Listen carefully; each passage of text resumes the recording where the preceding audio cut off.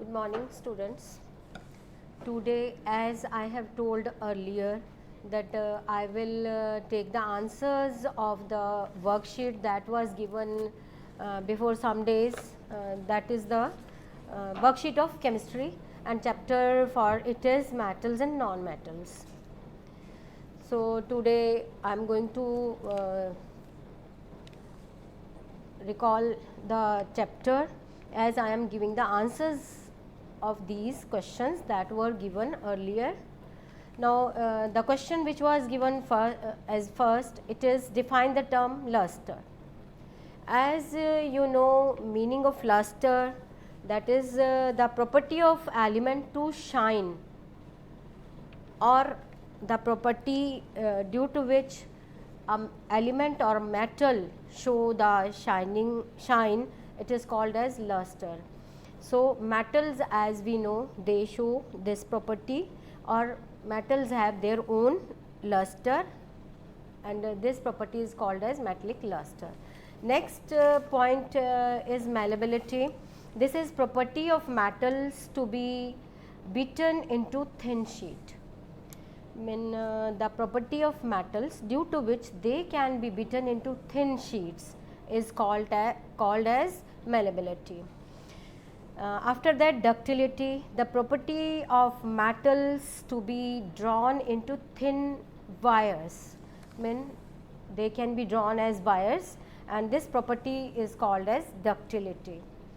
Then next part of this is thermal conductivity, property of metals due to which the flow of heat can be seen there. This is called as thermal conductivity. Then electrical conductivity, in the similar way it is also flow of electricity through the metal. This is called as electrical conductivity. So, this is the answer of question number 1. Next is how do metals conduct heat. So, as we know, through the metals heat can be conducted. So, for this I have earlier discussed an experiment, and it is when a portion of an object made of metal is heated, its atoms gain energy, and due to gain of energy these atoms of these metal surface vibrate vigorously and transfer their energy to other adjacent atom. The atom which is adjacent to it, the energy is transferred to that. In this way, entire object and other things that are kept in contact with the surface which is heated up, they also get heated up, and this property, due to this, the metal show that through them heat can be conducted. So, this was the how do metals conduct heat. Next question, question number 3, give one example of each of the following types of metals. I think you all must have done this, but you can check that. First part of it is a metal which is liquid at room temperature. So, this answer for this is mercury. Then second, a metal which is the best conductor of heat, and it is the silver. So, silver is the metal which is best conductor of heat, through it heat can be conducted, and it show the best character for it. Then a metal which can be cut with a knife. So, this is the sodium, symbol is Na. So, sodium is the metal which can be cut with a knife, or we can say it is the soft metal.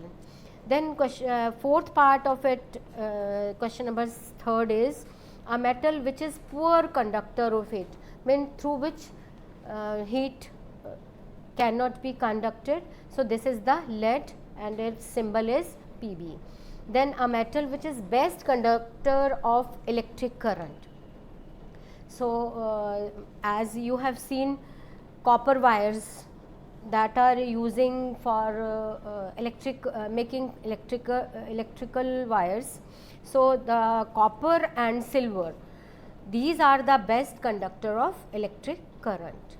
Next is sixth part of question number 3 is a best malleable metal. Malleability, we have just now taken the definition of this term. Malleable mean the property of metal to be beaten into thin sheet. So, gold and silver, these are the best malleable metal. Then a metal which offer greatest resistance to the flow of electric current. So, these are the metals iron and mercury which offer greatest resistance to the flow of electric current. Now, question number 4. Sodium and potassium are not found in free state in nature. Give one reason for it. So, question is why sodium and potassium are not found in free state in nature. Because answer is because they are very reactive and they react with oxygen or combined with oxygen of atmosphere readily and form their oxides. So, these are not found in free state. Next question is what are metals? Give examples. Metals, I have as I have told earlier the definition of metals, the elements which loss electrons easily are metals, or the elements which can loss electron easily and form positive ions or cations are called as metals. And we can take the example of these sodium, then potassium, etc. Next, write balanced chemical equation to show the reaction of aluminium and iron with steam. So, reaction of aluminium and iron with steam.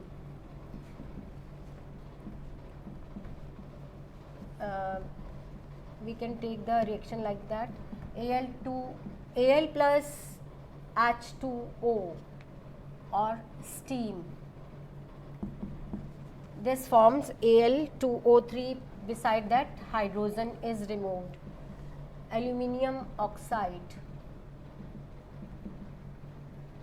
is formed, and when iron is reacted with steam, it form Fe3O4 plus hydrogen is released, iron oxide is formed. So, this is the answer for question number 6. Next, question number 7.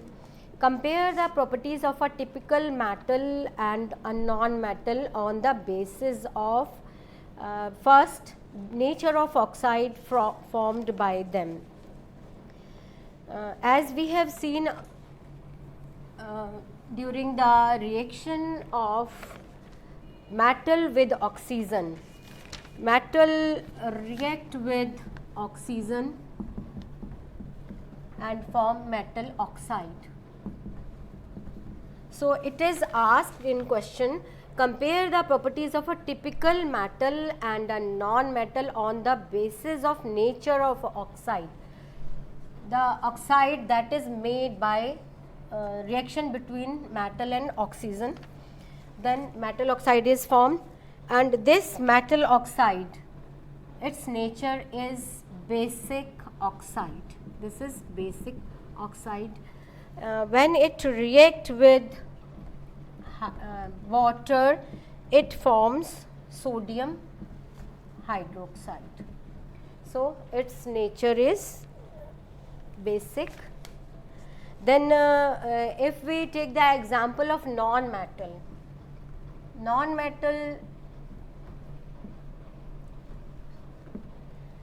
when it react with oxygen, it form acidic oxide.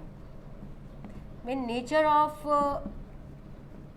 metal, non-metal with oxygen, or the oxide that is made, its nature is acidic, as S plus O2 SO2. So, this is acidic oxide. Second part of this is the conductivity. Conductivity mean if they show the conduction of heat and electricity. So, metals and non-metals both can conduct electricity because they form ions. Mean they can metals can easily lose electrons and non-metals can easily accept electrons. So, that is why they show the conductivity. Now, next question, what are the products formed when magnesium react with water? Mean reaction of magnesium with water, Mg plus H2O, it forms MgO plus H2. Magnesium oxide is formed, and it is asked again in question, why do the piece of metal starts floating during the reaction? So, piece of magnesium or a metal starts floating during the reaction due to the formation of hydrogen here. Mean due to formation of this hydrogen, this magnesium starts floating over the in the reaction. Next question is question number 9, what determines the reactivity of metals? So, metals as we know, when metals react, they lose electron to form positive ions. Such metals which can lose electrons easily to form positive ions when reacted with other substances are reactive metals.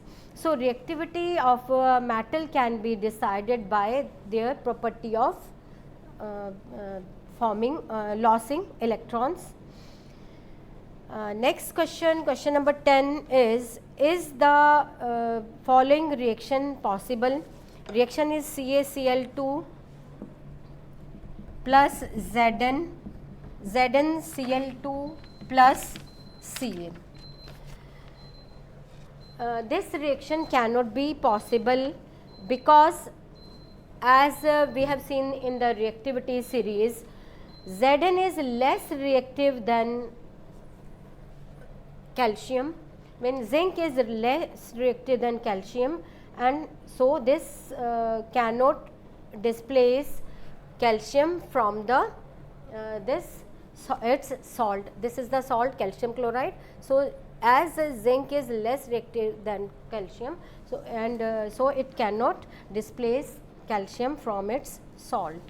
Next question, question number 11 is, a certain metal X lies between potassium and magnesium in the activity series. Answer the following question, what will happen when X is added to cold water? When X is added to cold water.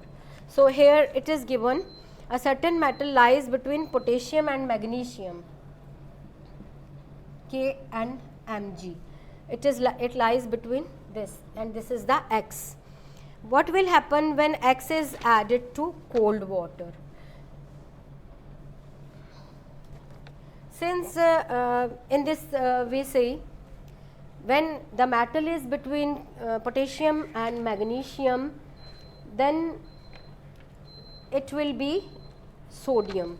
So, since sodium and magnesium lie above hydrogen in the activity series, these and also X is more reactive than hydrogen. Therefore, X will react with water, forming its hydroxide, displacing hydrogen. And second part of it is what reaction will take place between X and dilute hydrochloric acid. So, reaction will be X plus HCl,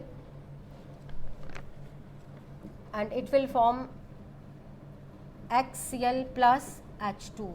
So, X will react with HCl, liberating H2 and forming chloride of X. So, this is the chloride of X in the solution. Now, next question is show that CO2 and SO2 gas are acidic in nature.